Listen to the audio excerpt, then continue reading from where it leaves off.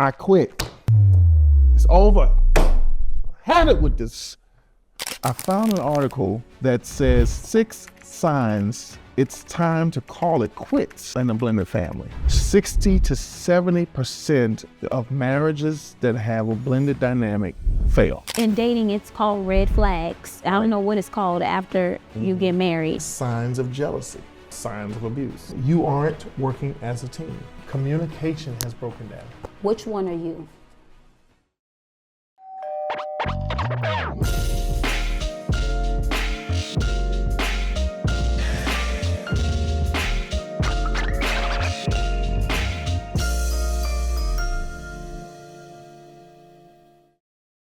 I quit. It's over. Had it with this blended bonus. Boy, you better read that card and talk about it. We better talk through it. You didn't take me seriously? No, Why? because you said in the last episode, this is still dead to us part. And I ain't going nowhere, you ain't going nowhere, so you can't quit. Okay. Rehire.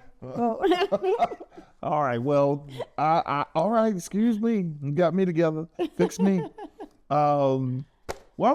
Welcome, To guys. my Dope Blend podcast. Another episode. We are already in it. Yeah, we are. Because I'm excited.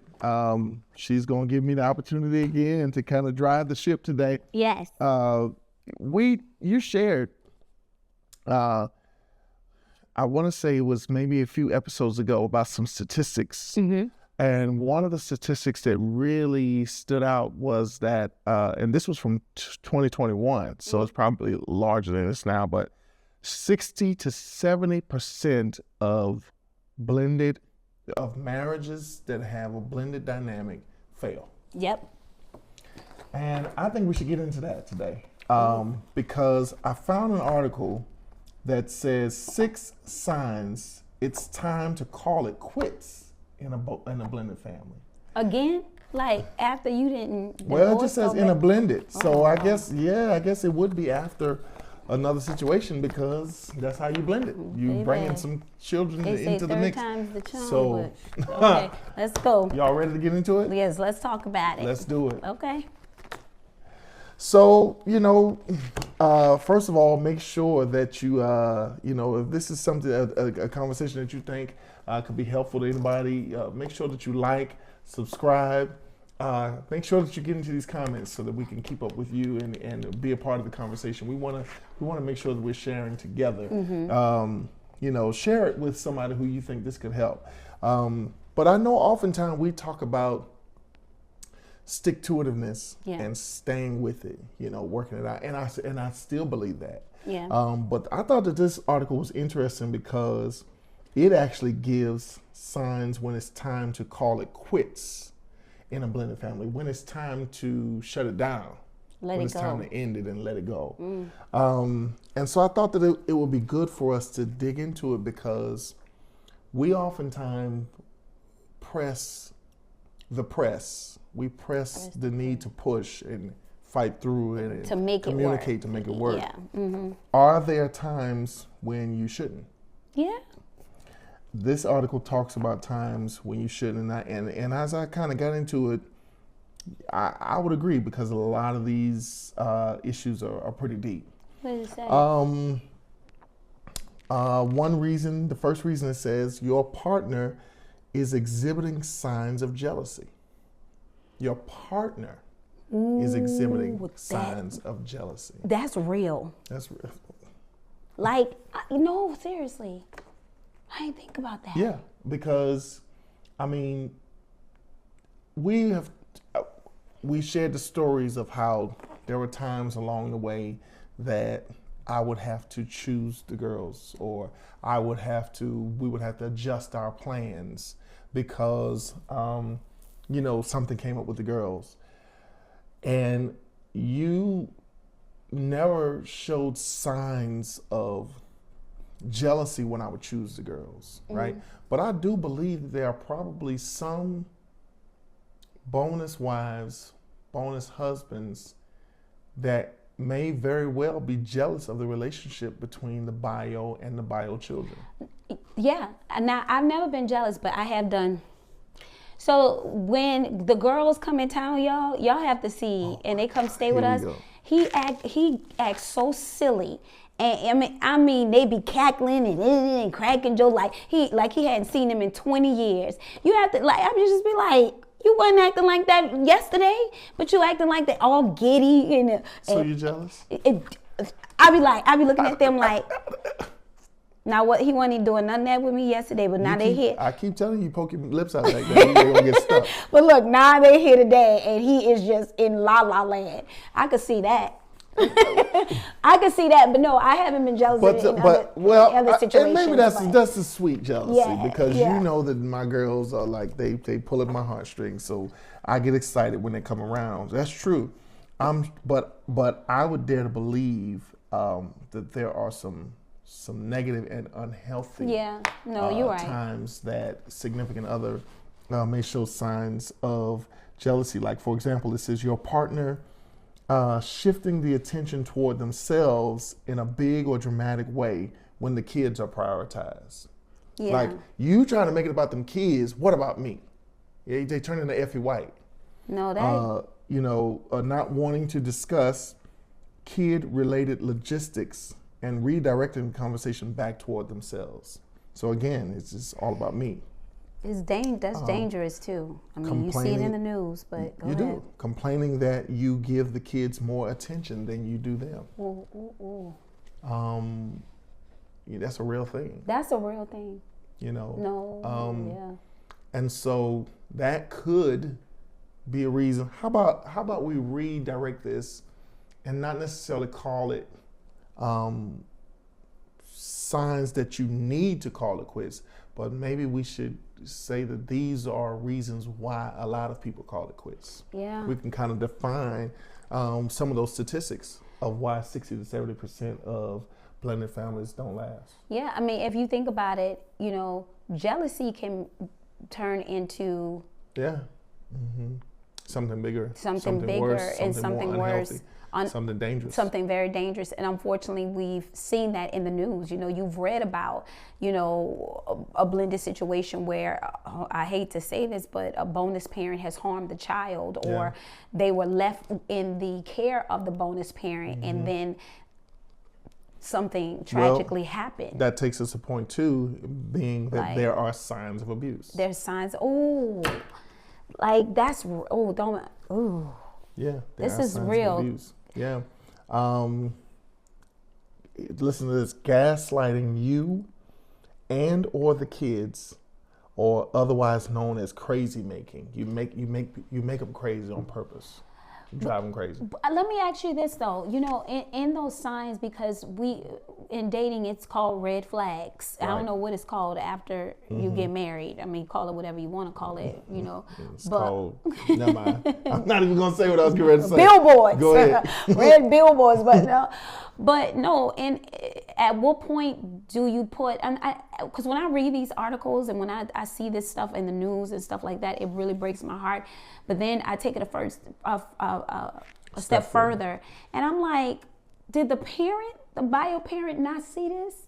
Like, did they just ignore the signs? Like, it didn't just happen because you went to work and she watching the child, and now the child is unfortunately deceased or something bad has happened. Yeah. That's a buildup. Yeah. That's a buildup that's been happening, and then you ignored it, you swept it under the rug, or then when you read stuff when it's both the parents, both the bio parent and the bonus parent who's harmed the child. Like, are you kidding me? Well, that's what it says: physical abuse, hitting, kicking, pinching, scratching, etc. Now, that ain't gonna happen. Pinching though, I mean, a little pinching. Ain't nobody, but y'all know. But this is an unhealthy pinch. Yeah. This is one of them pinches where they leave marks.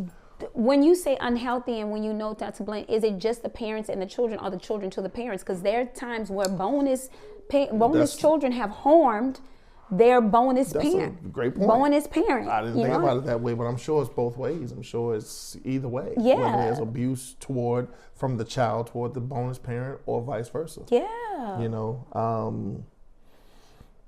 no comment, ain't no child gonna hit me. But emotional abuse and manipulation, threatening to harm, belittling, terrorizing, isolating you and the kids from others. You know, so they're saying that that's another sign of according to this, when it's time to call it quits. But as I said, I'm redirecting it to say that these are more than likely signs of why lots of blended families don't work and call it quits.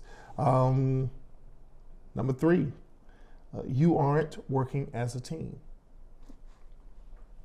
That's you're exhausted. You've exhausted every possible and optional way, or to. I don't think that you can blend a family without working as a team. No, you can't. You can't. Agree. You have to work as a team, and every teammate has to do their part. Absolutely, you can't win. They have to do their can't part. Win. Yeah, it can't. There's no win I in team. It can't be one person without it doing more than everybody else, and then there's one that's not doing whatever. You know what I'm saying? So they're saying that you aren't working as a team.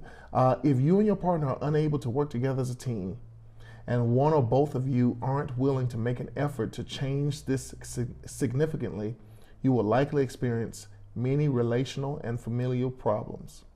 This can result in a chaotic and unhealthy home environment for you both and your children. Examples of not working together as a team: assuming you know what role or roles your partner wants in terms of home life, romantic life, and as a parent. Assumption. You can be not working as a team only because you're assuming. You're assuming what the other person needs. What they say, when you assume, you make a what out of yourself? Blaming each other and not problem solving together when issues arise.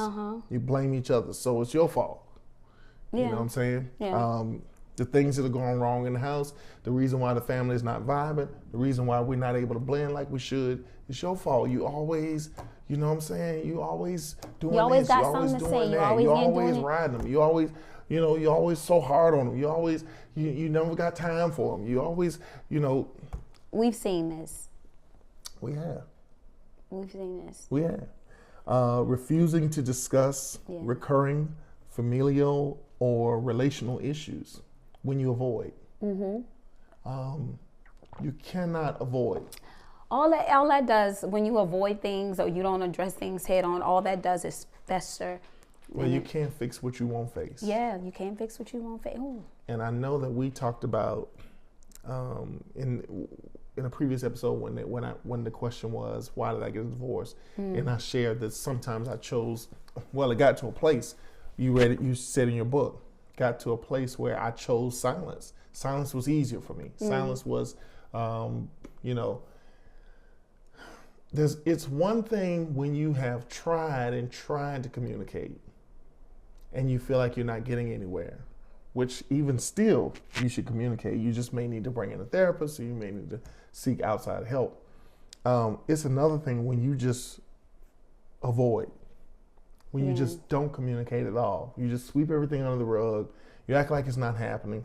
You pretend like things are better than what they are. Not making a solid plan when it comes to co-parenting and blaming each other when issues arise. So still, we back to the blame game. Not taking a unified front as parents and undermining each other. Ooh, that undermining. Especially in a blended situation. Because a lot of times these kids are the children. Let me say it that way. The children are smart. Oh, they know because then they'll put you against each other. They'll add to it. So, and even when you're not in blended, you and I talk about that. We have to be a united front, even when we don't agree. We agree to disagree. Especially in front of them kids. It's the boy. Listen. Sometimes in a blended dynamic, the bonus parent. I can't even just say the bonus parent, because it could be the bonus parent. Sometimes it could be the bio parent that overcompensates. Agreed. Or maybe I should say it this way: the bio parent often overcompensates. The bonus parent often overdoes it. Yeah. You understand what I'm saying? And honestly, sense? Yeah. And I don't know. Do you feel like does it matter with the gender? Do you feel like most women overcompensate when they are in a broken marriage or just single parenting because of the lack thereof there, or do you think men may? I think it may be the moms. Well, I would think I'll say it this way. I think moms often, not all, because I don't like to make sweeping statements. I think moms often overcompensate. I think dads often operate out of guilt. Ooh. Which is two different things. So to our viewers, I want you to think about what he says. Moms often overcompensate, dads operate out of guilt. Which one are you? How are you functioning right now? Are you overcompensating, or are you functioning out of pure guilt when it comes to your situation? Because either one of them is not good. It's not healthy. It's not healthy for them or for you. And that's either gender, because you could be the mom that and you're operates out of guilt. You could be the dad that overcompensates. Right. Especially, I think, especially when you, in your situation, you ask for the divorce, but when sometimes it's the woman that asks. Sometimes, what caused the divorce? For you, you guys were young and all those things. What happens when infidelity causes the divorce and things like that? And I mean, what happens when, we never talked about this, what happens when a loss of a child causes a divorce? And in that, there's other children, and the children not only have to deal with the grief of losing a sibling, they also have to deal with the grief of losing their parents. Then on top of losing their parents, because of the grief with their other sibling, they lose their parents in a marriage. Wow. They're layers on top of layers. Then they're forced to, when one parent falls in love, it gets deeper. Then they're forced to deal with that. What if that has a new baby after the loss of that other baby? It's a lot. It's a lot, and it's never ending. And you have to look at it from every situation. What happens when there's so many layers to think about how a family can break up when it comes to children and the outcome of it. But you can't, this is, wow, I never thought about this. Okay, listen to this one. Okay. Number 4, communication has broken down. Absolutely. That's key. I feel like that's marriage. Absolutely. Whether it's blended or not. You know what I'm saying? When a communication breaks down, that's it. That's like everything else follows. Everything else follows. Examples of communication breaking down within a blended family include your partner expects you to parent your kids and theirs without their help or opinion. A lot of people feel that way. You're leaving these kids to me to raise. You out, and it could be work, it could be, hobbies, things of that sort. But either way, that one is a good one for us, because no, I didn't feel like it was a situation that would break our marriage, but there were moments that I felt like, oh my God, I went from no kids to I'm dealing with 4 kids, and you going to the studio, or you traveling, and I got all 4 of these kids. I got all 4 of them by myself. Like, this is rough. It's not easy, especially when the boys were younger, because even though the girls were helpful, they were teens. Right. Their help is limited. Their focus is limited. I ain't tell you they had these babies. That's how they think. On top of, I'm getting them together, and the girls are coming to me, should I wear this shirt? Should I put these earrings on? And I'm still the last one not dressed or not together, or those things. And so are moments where I have to figure out, what am I going to feed all of them, or cook for them, and every last child wants something different. But the teenagers don't want to cook nothing. Well, how that work? But you know what I'm saying? You did good though. You did Thank good. you. But I get that one. That's real. That's real. Your partner isn't willing to discuss your relationship or co-parenting with you and gets upset or enraged when you bring up wanting to improve them.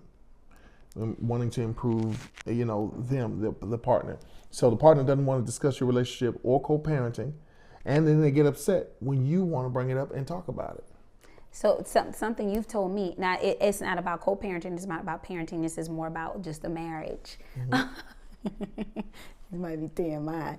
But something something you said is, when I tell you things that I don't like or things that I want to bring to you, he said what you appreciate is I try.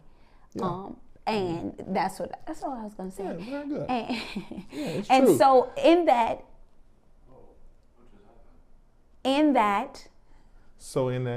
go. you feel like, I think for people who are going through situations like that, you have to try. You all want us to pause? You Y'all have want to us try. pause? Yeah, just start from the end. Okay, so Okay. in that. Okay. Ready? Hold on a second. Okay. What was that? I thought it was all the lights. I don't think. It was just this one. Yeah, it was that one. Mm-hmm. Okay. I need to cut to you and then go back to her. Okay. Okay? So I'm going to go to you. All right, go ahead. Yeah. Wait. Sorry. Ooh. Sorry. And you did very well with that. Thank you.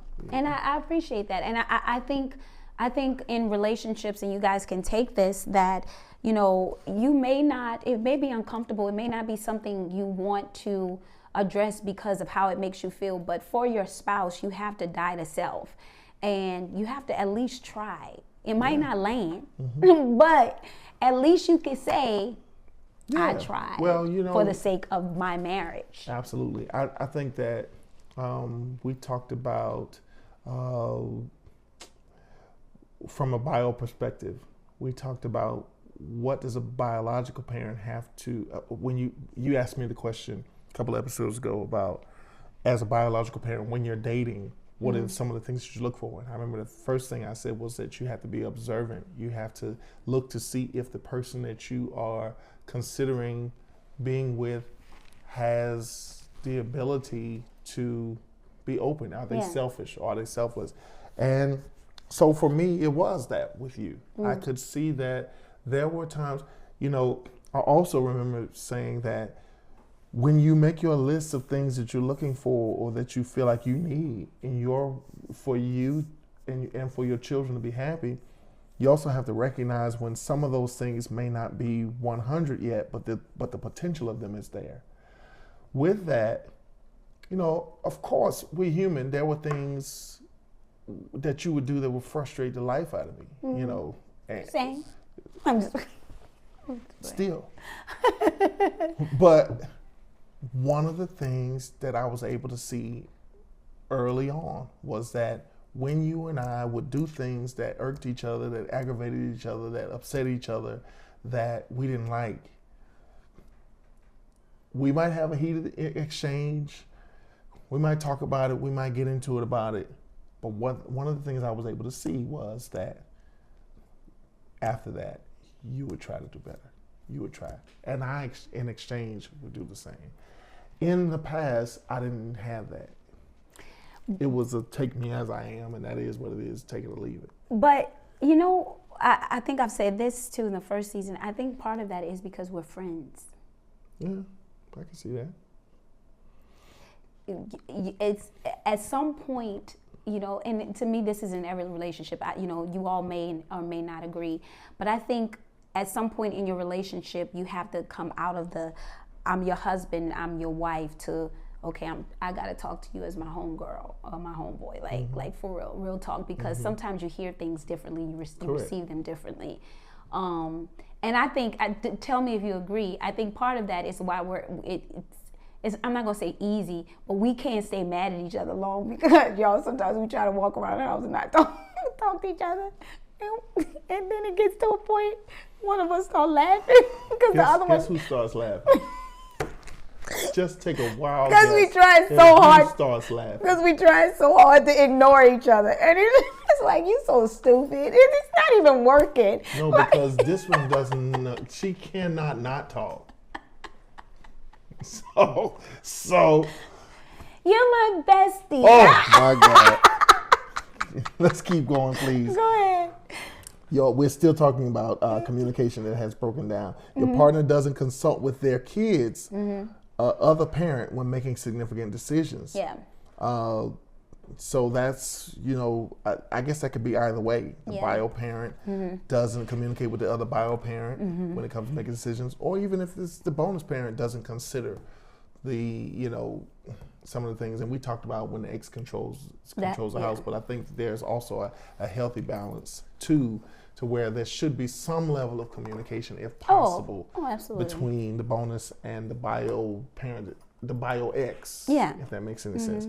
Your parent isn't making an effort with your children and refuses or avoids speaking about it. Your partner isn't making an effort with your children and refuses or avoids speaking about it.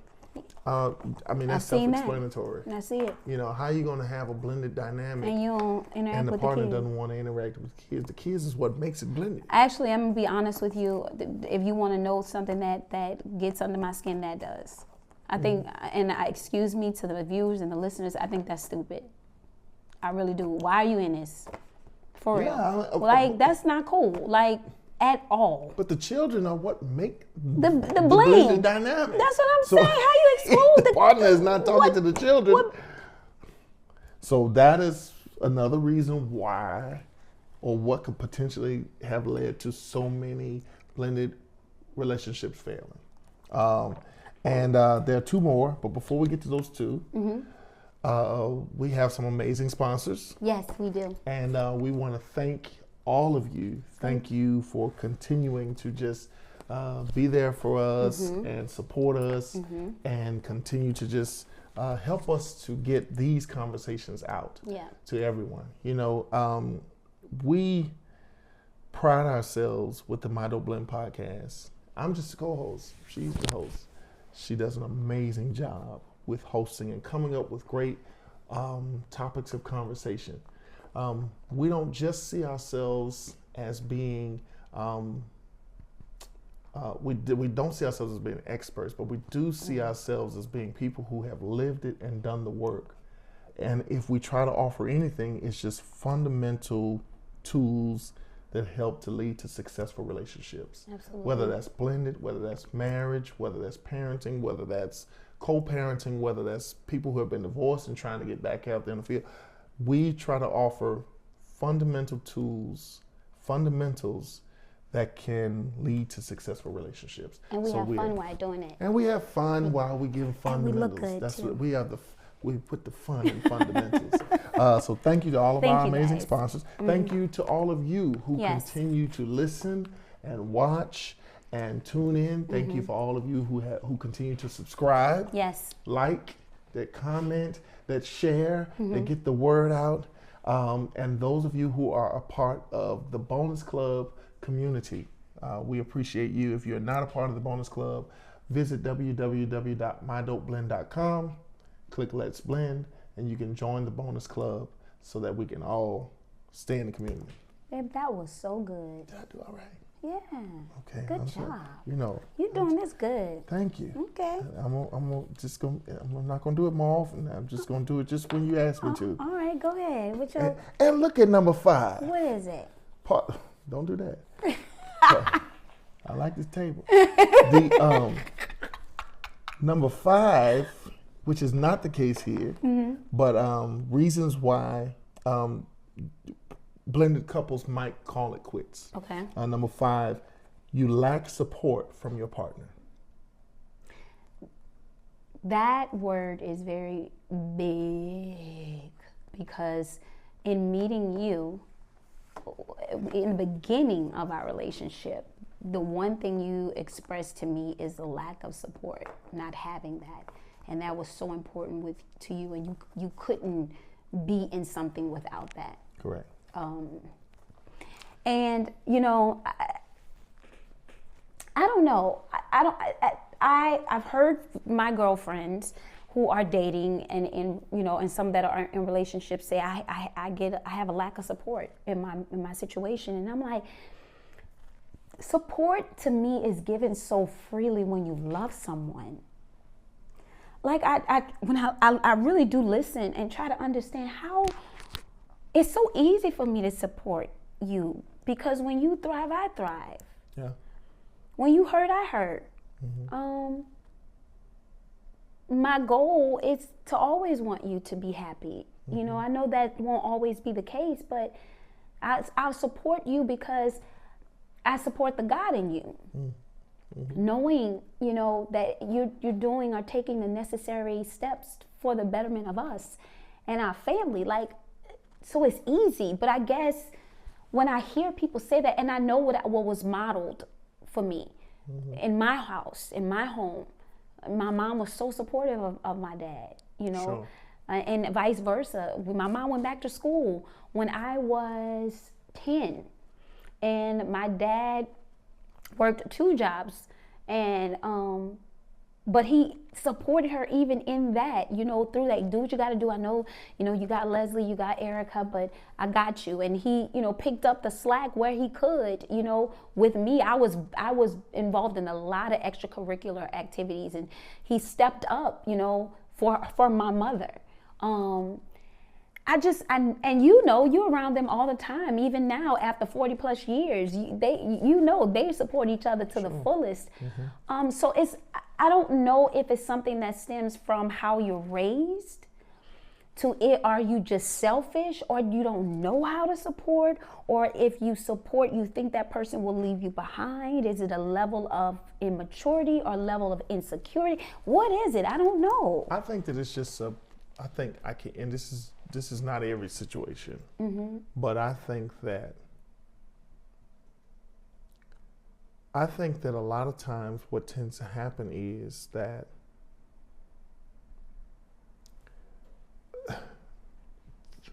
people, I'm trying to figure out how to say it, that's all. People oftentimes, versus them hearing you tell them what you need, they come up with what they need. What they come up in their mind with what they think that you need.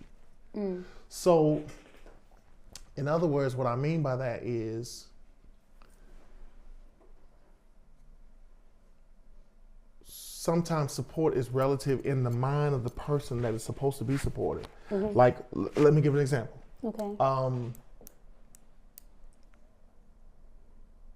I was a recording artist, Yeah. had a music career. You still are. Still, but I'm just saying, especially when the girls were young, that was my primary area of focus, was music recording, right? And what I'm about to say is not an indictment, it was just our reality. What I needed as support was someone who would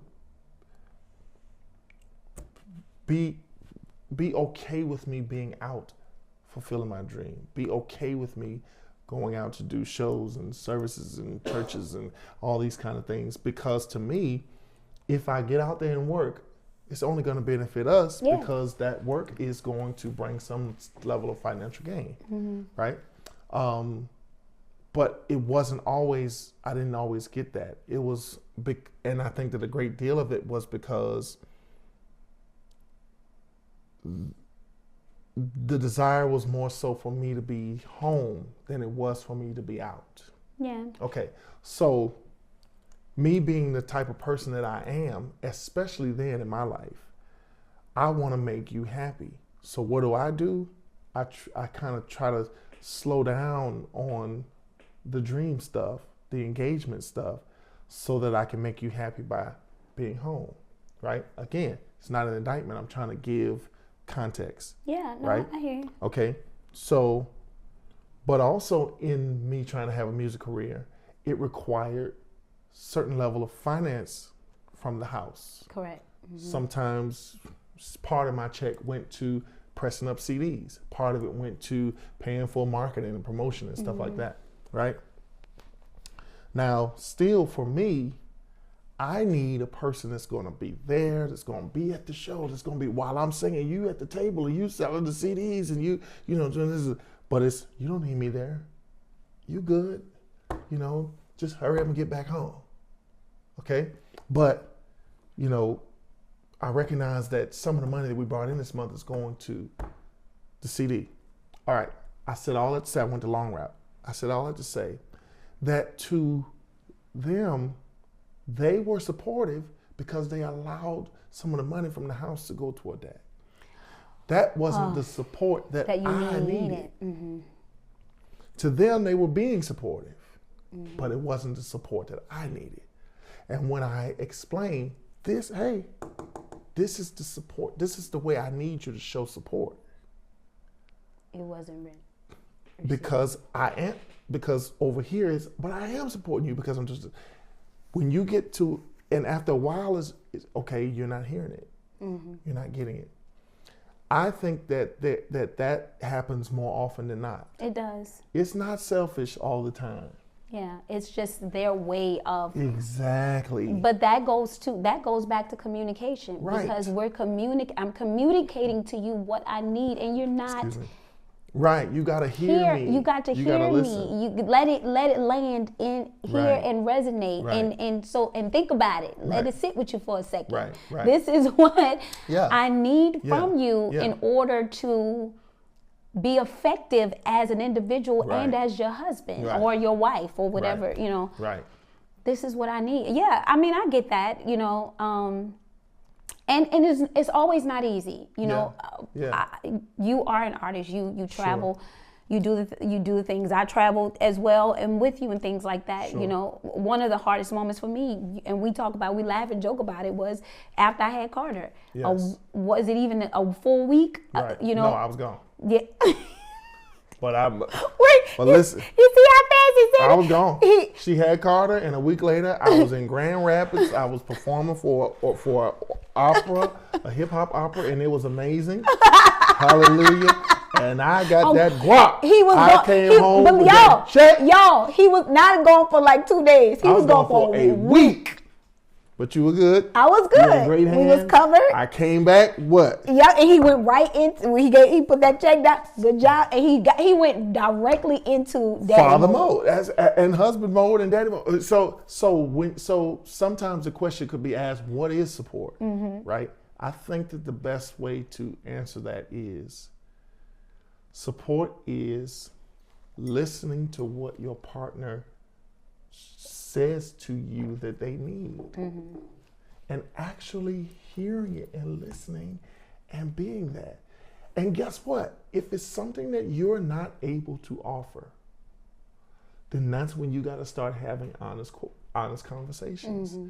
I hear you. I get that that's what you're asking of me and that's what you need of me. But in this season of my life, in this point of my life, in this place of my life, because I got this going on, because I'm doing this personally, because I got this, I'm not able to support you the way that you need me to support you. That's when you need to start having bigger conversations. Yeah. But when you ask the question, what is support? The only person that can answer that is the person that needs the support. Wow. If the two of you have that conversation, mm-hmm. and both of you answer it, and the other person actually listens, and then y'all actually put those things into effect, you'll have a strong, supportive relationship. Yeah.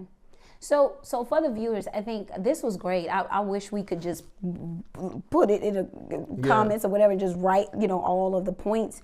Because in that, I would say, take a look at that and see if you identify with any of those things. But wait, there's one more. Oh, there's one more. Just Sorry. one more. There's one more. Number 6. Okay. You're experiencing major co-parenting issues. That can definitely. Yes. Yes, Lord. So let's see. As co-parents, it's important too. So they actually give tools that you can do to help with this particular area. Create a plan. Yes. For what you both want co-parenting to look like. Mm-hmm. Give each other common scenarios with your children and discuss how your co-parent will handle said situation. Yep. Check in with each other often to ensure you both are pleased with how co-parenting is going. Mm-hmm. Both be open to feedback from each other without being defensive. Don't get defensive. My friend Wendy Jackson said all the time, don't get defensive. Okay? Be willing to seek outside help if co-parenting issues become too overwhelming. So your partner exhibits signs of jealousy. 2, there are signs of abuse. 3, you aren't working as a team. 4, communication has broken down. 5, you lack support from your partner. 6, you're experiencing major co-parenting issues. Those are 6 signs, as they say, to call it quits. I'd rather say that these are 6 signs that more than likely lead to a lot of failed blended families. So take heed to that. Definitely take heed to that. And I think there's a way that we can put those out there. And I would love for you all to take the time. And if you identify with more than one of them, really sit with that. And, you got some discussions, some internal revelations to think about, and really take retrospect into that. And then, of course, with your spouse, and figure this thing out. Is it worth it? Is it not? Are we over it? Yeah. Is this really not what we need for each other or for these children? Sure. So I think on behalf of blended families that feel like they're at the point of calling it quits, we should eat a red Skittle, which means that you have reached the point almost of no return. Of seeing red. Oh, we're gonna eat this red Remember Skittle. the movie Seeing Red?